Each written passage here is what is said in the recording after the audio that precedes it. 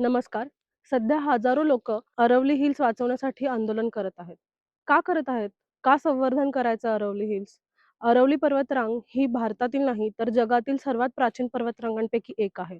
भूशास्त्रज्ञांच्या मते साधारण 300 कोटी वर्षांपासून तयार झालेली ही पर्वतरांग आहे. त्यामुळे ती हिमालयापेक्षा खूपच जुनी आहे. ही पर्वतरांग गुजरातमधील पालीपूर पासून सुरू होऊन राजस्थान, हरियाणा आणि दिल्ली मार्गे पसरलेली आहे.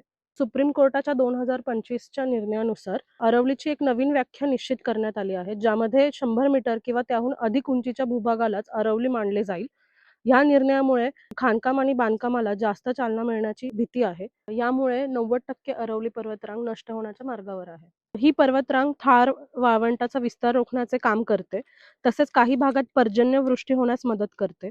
अरवली पर्वतरांगामुळे भूजल पातळी टिकून राहते आणि अनेक नद्या व तलावांना पाणी मिळते. हे विविध पक्षी प्राणी प्रजाती असलेले जैवविविधतेचे घर आहे. अवैध खनन, जंगलतोड, शहरीकरण आणि अतिक्रमण यामुळे या पर्वतरांगेचा मोठ्या प्रमाणावर नाश होत आहे.